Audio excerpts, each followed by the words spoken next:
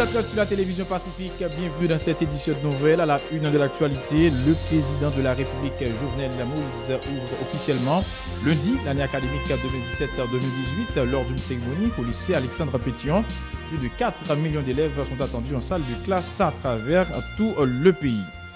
Déçu des faibles taux de réussite aux examens officiels, le chef de l'État ordonne aux titulaires du MENFP de prendre les dispositions pour renforcer le système éducatif haïtien. La majorité des établissements scolaires privés et publics de la capitale ont boudé le 4 septembre.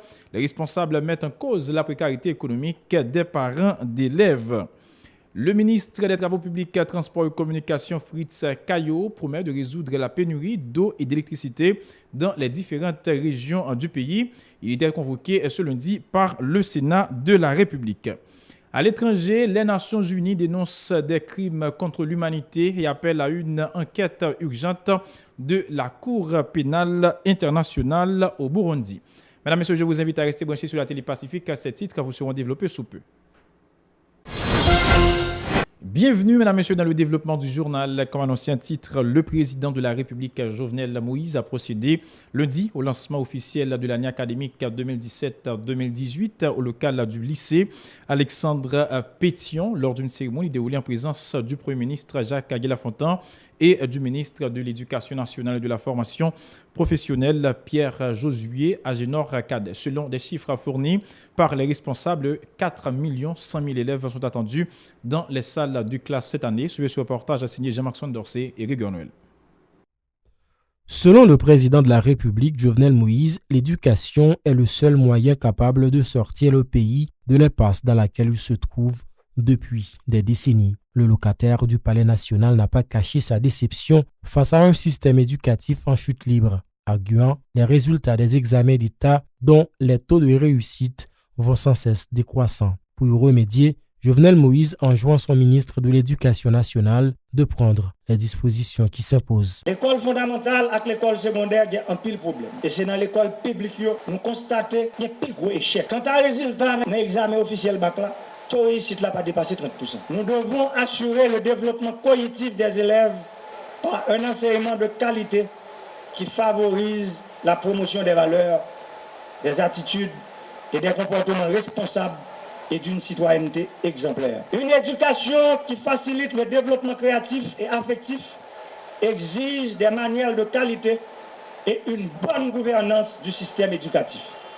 Le titulaire du MENFP se félicite d'abord du fait que l'équipe au pouvoir a pu gagner le pari de lancer la nouvelle année académique en dépit de toutes les incertitudes autour du 4 septembre. Pierre Josué Agénor Cadet salue ensuite les sacrifices consentis par les parents pour pouvoir respecter cette date. Je salue maman, papa, petit qui pensait faire un pile sacrifice, qui toujours fait pour voyer Tibounio à l'école. Le gouvernement lui-même, j'en pile mon deal, j'en tout temps d'elle, c'est on l'autre affaire. Nous avons une équipe, nous avons une administration, Moïse Lafontaine, côté tout le monde croit dans les affaires éducation. Plus loin, Pierre Josué Agénor Cadet rassure que toutes les dispositions sont déjà prises en vue de faciliter la réussite de l'année scolaire.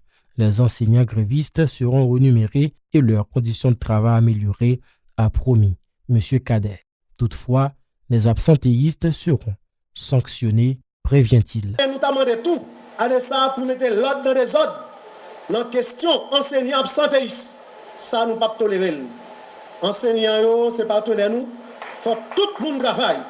Mais nous ne pouvons pas tolérer pour enseignants ou toucher l'argent de l'État. Pour chita la caou ou pas venir faire coup. Et nous allons demander tout. Inspecteurs pour faire travail comme ça doit. Inspectorat scolaire existe seulement de nous. Eh bien, en ça, nous allons augmenter, nous allons renforcer et nous allons rendre fonctionnel. Selon les responsables, 3 lycées et 22 nouveaux établissements de niveau fondamental ont été construits, tandis que 146 édifices scolaires ont été réparés dans le cadre de la nouvelle année académique. Le directeur du lycée Alexandre Pétion, Nicolas Mathurin, s'est félicité de la décision de l'administration Moïse Lafontaine d'avoir choisi l'un des plus anciens établissements scolaires de la capitale pour lancer officiellement la nouvelle année académique. Il a profité de l'occasion pour rappeler aux plus hauts responsables de l'État l'ensemble des difficultés confrontées au niveau du système. Selon lui, des mesures urgentes doivent être prises en vue d'adresser les problèmes fondamentaux de l'éducation nationale qui mettent en mauvaise posture les autorités du pays. Ces propos sont recueillis par Jean-Maxime Dorsey et Rigueur Noël. Quittons l'occasion pour vous demander, Excellence, de nous aider à ce que la construction soit achevée afin que le lycée soit fondamental et secondaire réunis. Comme directeur expérimenté, mon résumé problème l'école l'État en 3 points. Problème professeur, problème effectif, problème mobilier. Problème professeur, c'est pas parce que le lycée n'a pas de professeur. Cependant, tout jeune nous les sorti dans l'école secondaire, ils n'ont pas choisi pour aller à l'école normale parce qu'ils dit professeur pas bail. L'école normale pas fait en pile élèves sortis chaque année, il pas même en 50aine par année. Ça fait que tout le monde a enseigné, majorité monde a enseigné président, ils sorti dans l'autre secteur. Lorsqu'on bon professeur dans mon tabou, bon bête pour ti moun content, direction content. Professeur ça fait le travail aujourd'hui. Demain, si vous devez chercher, ou pas joindre. Dans le secteur par là, les jeunes ont leur job, l'aller. Les jeunes ont résidence, l'aller. Et des fois, même on vise à joindre, l'aller. Pour pas de professeur, ça encore. Qui fait que le ministère de l'Éducation nationale toujours a fait une rotation de nominations. Parce que, eh bien, personnel, pas arrêté dans l'école là. Nous espérons que, après une intervention qui est faite auprès de l'école normale, pour que, eh bien, l'école ça attirer jeunes nous pour aller étudier sciences de l'éducation et pour aller à l'école normale pour aller apprendre professeur. Plusieurs écoles privées et publiques de la capitale n'ont pas repris leurs activités le 4 septembre. Selon les responsables de ces établissements, les parents ne sont pas encore disposés à envoyer leurs enfants en classe à cause de la précarité de leur situation économique. Toutefois, au lycée du 151, communément appelé lycée des jeunes filles à la rue Capois, les activités ont timidement repris. Suivez ce reportage signé Mario Sylvain et Emmanuel David Mercius. Lycée Toussaint Louverture, École Marie-Reine Immaculée, École nationale République du Chili, la majorité des établissements scolaires privés et publics de la capitale ont boudé la rentrée du 4 septembre. Les responsables qui n'ont pas voulu faire de déclaration envisagent de reprendre leurs activités la semaine prochaine. Entre-temps, au lycée du 150e, très peu d'élèves ont fait le déplacement. Toutefois, ils ont été bien accueillis par la direction qui a fait sa petite rentrée. Quantité guinéen, pas de gens suffisants, sauf les filles amies, ça c'est 4 pieds. Le nombre est réduit. Il est mal, sinon il y a 40%. On a 50% des mesures, et puis voilà, en fonction du cas, il explique comme ministère des Banques. Les quelques lycéennes joyeuses d'avoir repris les cours dès le premier jour de la rentrée se considèrent comme des privilégiés par rapport aux retardataires affectés par le contexte socio-économique du pays. En fait, nous vraiment contents, nous-mêmes, mesdames et messieurs, jeunes filles, pour entrer à l'iscolaire là. Malgré des parents qui parlent des moyens pour capables de sortir de l'école, mais nous-mêmes, parents nous avons fait tout moyen possible pour capable faire nous rentrer à l'iscolaire là. Et moi, souhaite pour chaque élève qui est là, pour capable réussir, pour capable aller dans l'autre classe. Par ailleurs, ces élèves invitent les instances concernées à prendre des dispositions pour leur permettre de boucler l'année scolaire. Moi, j'espère que pendant l'école là, je vais faire une manifestation et puis je travaille avec le lycée à bon plus rendement tout. Je vais faire une grève à cause de l'année passée de grève tout. Pour faire tous les 3 contrôles. Après, ça va proposer dans le filo à tout. Plusieurs professeurs ont indiqué qu'ils ne sont pas encore disposés à reprendre leurs activités en raison du fait que le gouvernement n'a pas toujours respecté ses engagements d'augmenter leur salaire et d'améliorer leurs conditions de travail. Plusieurs Port-au-Prince ont critiqué l'administration Moïse Lafontaine du fait de n'avoir pas suffisamment préparé la rentrée scolaire cette année. Ces citoyens estiment que la rentrée du 4 septembre est un échec orgueillant, que la majorité des parents n'arrivent pas à envoyer leur progéniture à l'école à cause de leurs difficultés économiques. Quelle est la déclaration de quelques d'entre eux au micro de Mario Sylvain et de David Mercius? L'école nationale, pas les mêmes élèves. m'a besoin de pour l'école privée. Tout le monde comme ça, pas gain qui ne prépare ce fait parce que bon la caille moi même pas mentir. Et tête chargée, sans moi, pas gain l'école. Mais depuis le matin, je suis là, je suis à peine dégainé l'élève qui a passé, donc pas de motivation. Ça veut dire, policiers ont regardé, chita, à bail là. Après, machine a passé, elle va passer comme ça, on va avoir une circulation même. Pas élève vraiment. Les premiers jours de l'école, mettre là, l'on va à l'école, pas acheter belle tissu, belle radio, là, ça va comme ça. Faire vision pour pas l'école. Autre nouvelle, le ministre des Travaux publics, Transports et Communications, l'ingénieur Fritz Caillot, accompagné du responsable de la direction nationale de l'eau potable et de l'assainissement d'INEPA et du directeur général de l'électricité d'Haïti, a répondu lundi aux questions de la commission des travaux publics du Sénat autour de la rareté d'eau et d'énergie électrique dans le pays. Selon le vice-président de la dite commission, Carla Murakantave, le département de l'Artibonite est particulièrement affecté par cette situation. Sa déclaration au micro de Eden Vernal et de Francineus. On fait courant Gonaïve avec ces marques-là.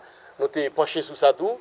Au niveau de Gonaïve, il y a près de 8 moteurs qui pratiquement sont disponibles. Il y a 6 stades qui pratiquement pas qu'à fonctionner.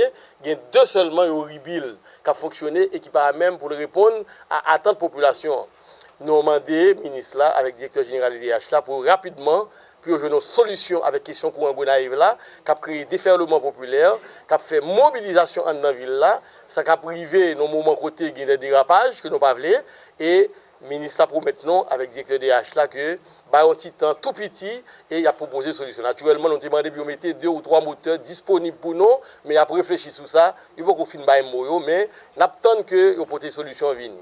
Et au niveau de Saint-Marc, il y a 18 transformateurs qui ont des problèmes et 18 transformateurs ça yo, il y a 9 qui ont résolu question pour 9 là-dedans et il y a 9 autres, il y a 5 9 autres, il y a 5 qui récupérables et il y a 3 autres cap vini tout pour que vous mettez ensemble de 18 transformateurs ça à la disposition de Saint-Marc pour que Saint-Marc ait un courant, gens que vous souhaitez qu'il y ait un courant. Ensuite, il y a fait de l'eau au niveau de Acul Gomon, au niveau de Pendu et au niveau de Rivière Blanche. Et bien, question de l'eau à tout, nous avons abordé la directeur d'INEPA qui pour maintenant pour l'accompagner, non? Pour qu'il ait adressé question, elle fait étudio et comment il a résoudre question. Et puis, tout annoncer tout pour Gomon. Il y a une non-objection de la part de l'UNICEF pour que question de loi dans la ville Gomon, il a abordé. Parce que c'est une très bonne chose, une très bonne nouvelle à annoncer à la population de Gomon. Pour sa part, le ministre des Travaux publics, Transports et Communications, l'ingénieur Fritz Caillot, assure que son ministère travaille sans répit afin d'assurer la distribution de l'eau potable et de l'énergie électrique dans les différentes régions du pays. Cette déclaration. Nous parlons de l'eau potable, nous parlons de l'aérogare de la ville de Gonaïve et de l'eau au niveau de la cule de Rivière Blanche. Et nous parlons de l'eau potable au niveau de Matissan. Et en Souige, parallèlement, tout problème ça, nous avons abordé.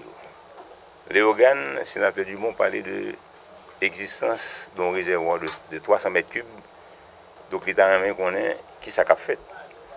Et le directeur général d'INEPA, ils font différence entre adduction d'eau potable et distribution.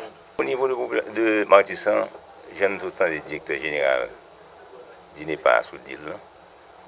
Il est vrai qu'il y a un contrat actuellement avec une firme internationale qui va durer environ 2 ans. Mais à chaque fois que la direction générale a fait une intervention dans la zone Matissan, tout le monde connaît les zones, sont zones extrêmement difficiles. Là, on prend route des dalles pour nous monter en haut, à côté il y a un gros tuyau de 12 à 14 pouces. Plusieurs fois, ils me disent que je ne peux pas faire une intervention dans le bois. En aval, là, il y a un problème d'eau potable. Comme ça, on a fait une intervention dans un tuyau, par exemple, qui pèse, bandit à les âmes, tout le monde courait. Même profiter pour nous dire, toute population Matissan, mon projet ça a commencé de Matissan la privée jusqu'à Mariani pour l'histoire. Donc sous peu, problème ça va résoudre, problème de l'eau potable, monde qui a confronté de Matissan à Mariani. Mesdames, Messieurs, c'est ici que prend fin cette édition de nouvelles. Merci à vous qui l'avez suivi. Je vous invite à rester branchés sur la télévision Pacifique, la chaîne 54 pour la suite de sa programmation.